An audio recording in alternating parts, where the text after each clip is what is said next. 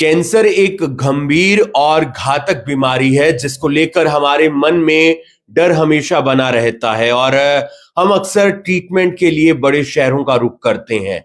लेकिन ऐसा नहीं है, आपके शहर करनाल में भी कैंसर का इलाज है। अमृतधारा जो सुपर स्पेशलिटी हॉस्पिटल है, करनाल के ITI चौक पर स्थित है, नेशनल हाईवे के बिल्कुल नजदीक। और किस तरीके से कैंसर का इलाज हो सकता है, हमारे साथ एंको सर्जन जुड़ रहे हैं डॉक्टर राजन साहू जी, जिन्हें एक लंबा अनुभव है। सर, कैंसर एक गंभीर बीमारी है, घातक बीमारी है, मन में हमेशा डर बना रहता है। कैंसर है क्या, इसके बारे में आप अगर तफसील से बता पाए। धन्यवाद हिमांशु जी। तो सबसे पहले तो मैं यही कहूंगा कि हमें कैंसर से घबराने की जरूरत नहीं है।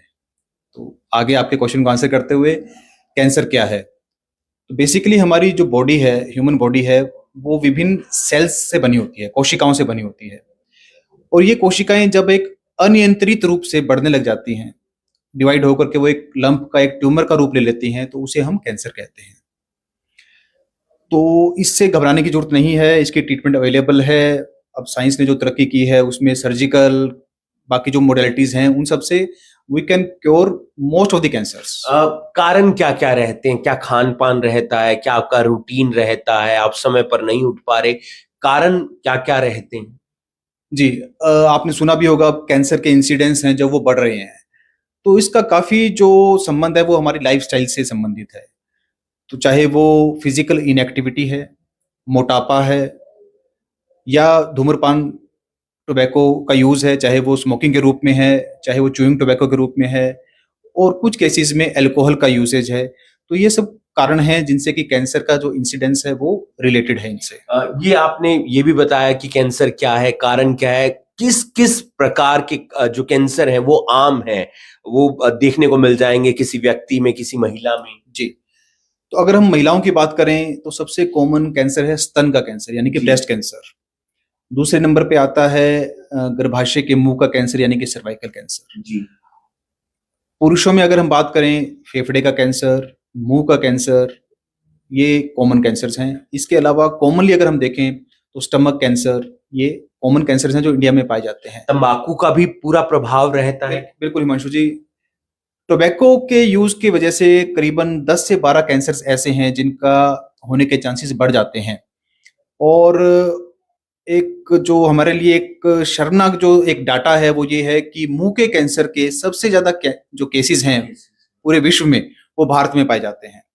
भारत को मुंह के कैंसर की राजधानी भी कहा जाता है वर्ल्ड की।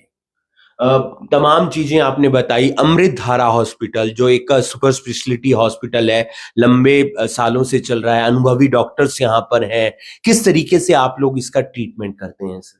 जी, अभी रिसेंटली हमने कैंसर केयर ट्रीटमेंट फैसिलिटीज अमृतधारा हॉस्पिटल में स्टार्ट की हैं। हमारी एक टीम है 3 लोगों की, जिसमें मेरा पार्ट रहेगा कैंसर सर्जरीज के लिए। हमारे जो साथी हैं वो कीमोथेरेपी और रेडिएशन की रिक्वायरमेंट के लिए जो भी परामर्श, जो उनको कंसल्ट चाहिए, वो सब फैसिलिटीज हमने अमृतधारा हॉस्पिटल में स्टार्ट की हैं।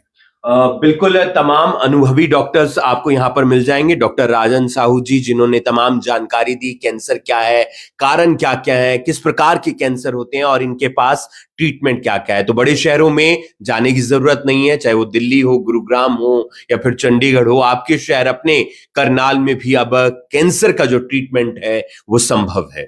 आजकल मनुष्य का खान पान ऐसा हो गया है कि अमूमन हम देखते हैं कि उसे हार्ट की परेशानी जरूर देखने को मिलती है। कभी हमारे वॉल्व खराब हो जाते हैं, कभी हम अक्सर देख रहे हैं कि कम उम्र के बच्चों को भी हार्ट अटैक आ रहा है। परेशान नहीं होना है, एक तो अपने खान पान का ध्यान रखना है, और अगर कोई भी दिक्कत होती है तो आप आ सकते हैं। करनाल में एकमात्र सुपर स्पेशलिटी हॉस्पिटल है अमृतधारा, जो ITI चौक पर स्थित है। हमारे साथ सीनियर डॉक्टर संतोष गुप्ता जी जुड़ रहे हैं, जो हृदय एवं वैस्कुलर सर्जरी रोग विशेषज्ञ हैं। दिल में छेद हो जाता है, वॉल खराब हो जाता है या बाईपास सर्जरी होती है, उसके विशेषज्ञ हैं। सर, किस किस तरीके की बीमारी हम दिल से जुड़ी हुई, हृदय से जुड़ी हुई देखते हैं, जो आजकल यंगस्टर्स में भी देखने को मिल रही है? आजकल यंगस्टर में जो हम देख रहे हैं वो है कि जो यंग जनरेशन है उसमें स्ट्रेस खान पान प्रॉपर ना होना, जैसे कि जंक फूड ज़्यादा लेने की वजह से और नियमित रूप से एक्सरसाइज ना करने की वजह से, इन सब कारणों से उनको हार्ट अटैक आने की समस्या बहुत कॉमन हो गई है। मैंने अपने ऑपरेशन में भी कई बार 35 साल के आदमी का भी ऑपरेशन किया है, जिसकी तीनों नसों में बहुत ही अच्छी तरह से चूना जमा हुआ था। उसके अलावा और भी कम उम्र के लोगों के आजकल ऑपरेशन हो रहे हैं। ये सब कारण हैं कि बेसिकली जो आजकल के खान पान और इन सब की वजह से। तो हमें इन सब चीज़ों को आजकल अवॉइड करना है, जैसे जंक फूड को अवॉइड करना है। उसके अलावा नियमित रूप से व्यायाम करना है और स्ट्रेस को अवॉइड करने के लिए योगा करने का कोशिश करनी चाहिए। तो हम जितना इनको सुधारेंगे उतना ही हम नियमित रूप से मतलब अच्छी जीवन शैली हार्ट से जुड़ी हुई बीमारियां क्या क्या रहती है? जैसे मैंने जिक्र किया सर, दिल में छेद की एक समस्या कई बार आ जाती है या वॉल्व खराब हो जाते हैं। इस तरीके की जो दिल से जुड़ी हुई बीमारियां हैं वो क्या क्या होती हैं? दिल से जुड़ी बीमारियों में जैसे हम बात करते हैं दिल में छेद होना, तो जो दिल में छेद होते हैं वो बेसिकली कंजेनाइटल बीमारियां ही कहलाती हैं। वो बचपन में मतलब पैदा होने के समय जब माँ के गर्भ में बच्चा होता है तभी से उसके जन्म की विकृति है, उसी वजह से होता है। और उसका आज की दुनिया में ऑपरेशन संभव है और वो ऑपरेशन के द्वारा उस बीमारी का पूरी तरह से इलाज हो जाता है और उसके बाद वो अच्छी लाइफ जी सकता है। उसके अलावा वॉल ख़राब होने की बीमारी होती है, जिसमें कि दिल में 4 वॉल होते हैं, तो उसमें कभी 1 वॉल, कभी 2 वॉल या 3 वॉल तक ख़राब हो सकते हैं।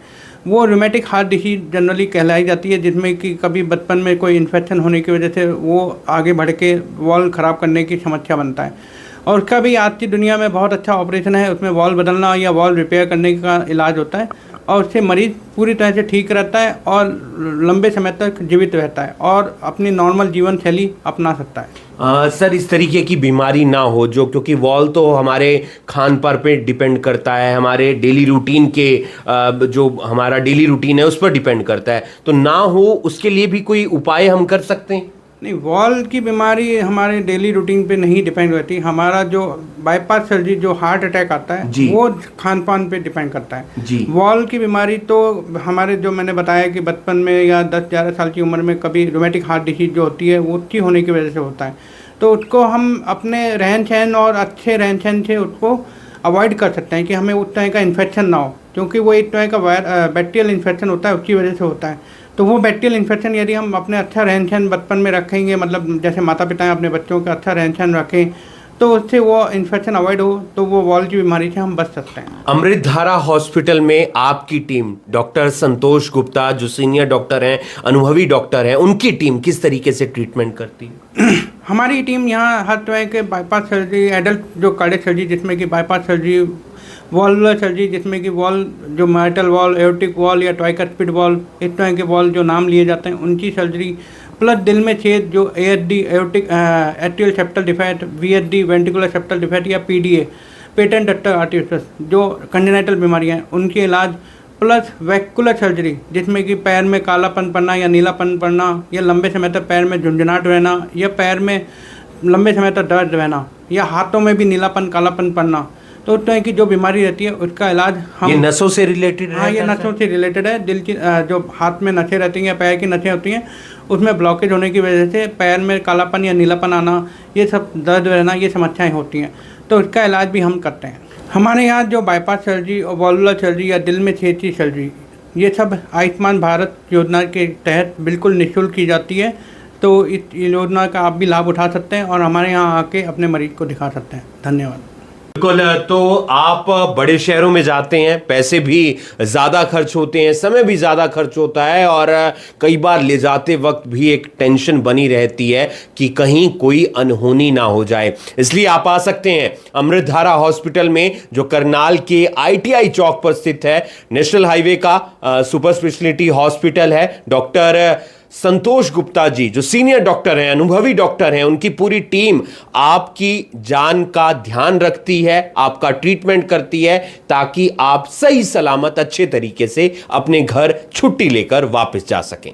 कैंसर का इलाज भी संभव है और हम आपको आज लेकर पहुंचे हैं अमृतधारा हॉस्पिटल में।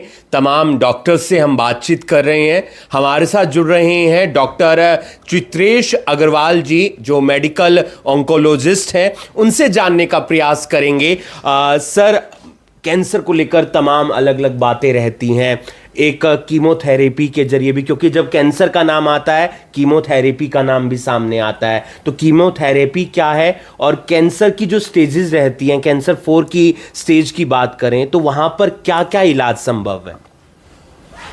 कीमोथेरेपी वो ट्रीटमेंट है जो जनरली हम लोग स्टेज 4 कैंसर्स में देते हैं। कीमोथेरेपी दवाइयाँ हैं, बेसिकली दवाइयाँ हैं जो हम ग्लूकोज में मिलाकर बॉडी में देते हैं, और जहाँ जहाँ कैंसर सेल्स फैले हुए हैं पूरे शरीर में, उन कैंसर के कणों को कीमोथेरेपी या दवाई जो है वो जाकर मारती है। कीमोथेरेपी का मेन रोल जो है वो स्टेज 4 कैंसर में होता है, पर आजकल 2024 में स्टेज 4 कैंसर्स में भी कीमोथेरेपी के अलावा बहुत एडवांसमेंट है ट्रीटमेंट में। आजकल हम लोग कीमोथेरेपी के अलावा टारगेटेड थेरेपीज़, इम्यूनोथेरेपीज़ और कुछ जीन टेस्टिंग की मदद से जो और टैबलेट्स अवेलेबल हैं वो भी हम लोग यूज़ करते हैं। ये बात की हमने कि किस तरीके से इलाज होता है स्टेज 4 के अंदर। जब कैंसर का नाम सामने आता है तो सर एक तो सबसे पहले कॉन्फिडेंस है वो लूज़ हो जाता है, और उसको लेकर अलग अलग मिथ हैं, अलग अलग भ्रांतियां हैं, तो वो कॉन्फिडेंस भी लूज़ ना हो और जो हमने एक सोच बना रखी है कैंसर को लेकर, उस सोच से परे हटकर हम उसका इलाज करवा पाएँ। ये बहुत ठीक बात है कि कैंसर जो है एक लाइफ चेंजिंग डायग्नोसिस है, ना सिर्फ पेशेंट के लिए बल्कि पूरी फैमिली के लिए। तो कैंसर डायग्नोसिस के बाद कुछ कॉमन मिथ्स या भ्रांतियाँ जो हैं वो हम लोग जो क्लिनिक में देखते हैं, उसमें सबसे पहली भ्रांति ये है कि कैंसर की जो गांठ है उसके साथ छेड़छाड़ नहीं करनी या उसकी बायोप्सी या टेस्टिंग नहीं करवाना। तो ये बहुत गलत बात है, क्योंकि जब तक हम कैंसर की गांठ का सुई डालकर FNAC या बायोप्सी टेस्ट नहीं कर लेते तब तक ये बात कंफर्म नहीं की जा सकती कि इस पेशेंट को कैंसर है या नहीं, या हमें ये भी देखना है कि अगर ये कैंसर है तो किस प्रकार का है, किस स्टेज का है। स्टेज के लिए हम लोग CT स्कैन, PET स्कैन जैसे टेस्ट कर सकते हैं, पर किस प्रकार का कैंसर है आजकल ये जानने के लिए भी बायोप्सी हम लोग करते हैं। तो कुछ लोगों को आप सचेत करना चाहें, एक संदेश देना चाहें जिसके जरिए वो एक अलर्ट रह सकें? मेरा संदेश सब लोगों को यही है कि अगर किसी को कैंसर डायग्नोज हो रहा है, चाहे एडवांस स्टेज का है, आजकल जो ट्रीटमेंट्स पॉसिबल हैं, आजकल जितनी एडवांसमेंट इस फील्ड में है, बहुत लोग स्टेज 4 कैंसर्स के साथ भी बहुत लंबा टाइम निकालते हैं। इसीलिए इस कैंसर के डायग्नोसिस से आजकल घबराना नहीं है।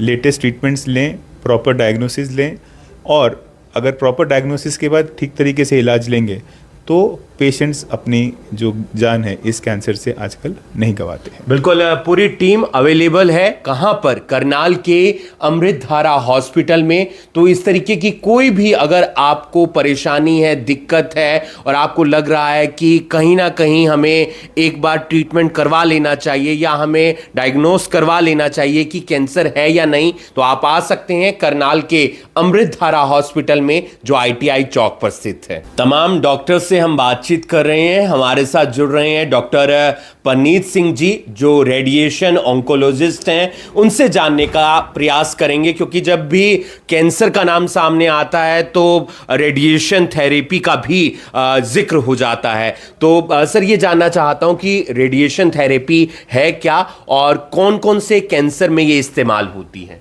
नमस्कार सर, मैं doctor Parneet, radiation therapy specialist. ये एक रेडिएशन थेरेपी है, ये एक तरह का एक्सरे का ट्रीटमेंट है जो हम कैंसर पेशेंट्स में करते हैं। इसमें हम थोड़ी हाई एनर्जी एक्सरेज को यूज़ करके कैंसर सेल्स को मारने की कोशिश करते हैं।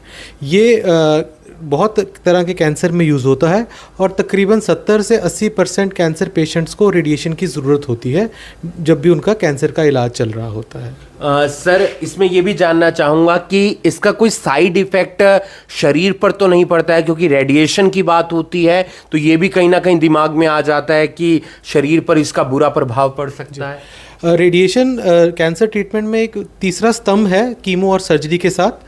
रेडिएशन का जो फ़ायदा है ऑलमोस्ट सभी कैंसर्स में है, जैसे मुंह के कैंसर में, खाने की नली के कैंसर में, लैट्रिन के रास्ते के कैंसर में, गदूद के कैंसर में या बच्चादानी के कैंसर में। साइड इफ़ेक्ट्स होते हैं रेडिएशन के, लेकिन साइड इफ़ेक्ट्स लोकल होते हैं। लोकल का मतलब है जहाँ हम रेडिएशन कर रहे हैं साइड इफ़ेक्ट्स वहीं होंगे। अगर हम मुंह का इलाज कर रहे हैं तो पेट में साइड इफ़ेक्ट्स नहीं होंगे। मुंह का इलाज कर रहे हैं तो थोड़े बहुत छाले होते हैं जिनको हम साथ साथ ट्रीट करते जाते हैं, लेकिन मोर ओवर ये जो सब चीज़ें होती होती हैं ये शॉर्ट लिव्ड होती हैं। रेडिएशन के 15 से 20 दिन के अंदर अंदर ये ठीक हो जाती हैं, पेशेंट अपना नॉर्मल ज़िंदगी में वापस जा सकता है। इसमें कुछ नया भी आ रहा है, कुछ नया इम्प्लीमेंट भी हो रहा है जैसे जैसे टेक्नोलॉजी बढ़ रही है इससे? जी, नई टेक्निक्स आ रही हैं, जैसे अब SRS SBRT आ गया है, जिससे हमें जैसे पहले अगर किसी को कोई पेन वगैरह होती तो 10 रेडिएशन देनी पड़ती थी, अब उसको हम 2 या 3 रेडिएशन में फिनिश कर सकते हैं ट्रीटमेंट को। ब्रेन के जैसे बीमारी होती थी 10 रेडिएशन देनी पड़ती थी, अब 1 रेडिएशन में भी इलाज पूरा हो सकता है। इससे पेशेंट का वापस अपना कीमोथेरेपी जो उसका स्टेज 4 का प्राइमरी ट्रीटमेंट होता है उसमें जा सकता है without wasting much of a time. इससे पेशेंट का कंट्रोल, कैंसर कंट्रोल और मॉर्बिडिटी यानी उसकी डिफ़िकल्टी लाइफ में कम हो जाती है। बिल्कुल, अगर आपको कैंसर जैसी गंभीर बीमारी भी हो गई है तो सबसे पहली बात घबराना नहीं है, अपना कॉन्फिडेंस बनाए रखना है और इलाज अब करनाल में भी संभव है। अमृतधारा हॉस्पिटल में आपको बड़े शहरों में भी जाने की ज़रूरत नहीं है क्योंकि यहाँ पर अनुभवी डॉक्टर्स की टीम उपलब्ध है और कैंसर का इलाज संभव हो रहा है। आप देख रहे हैं करनाल ब्रेकिंग न्यूज़ में हूँ आपके साथ हिमांशु नारंग।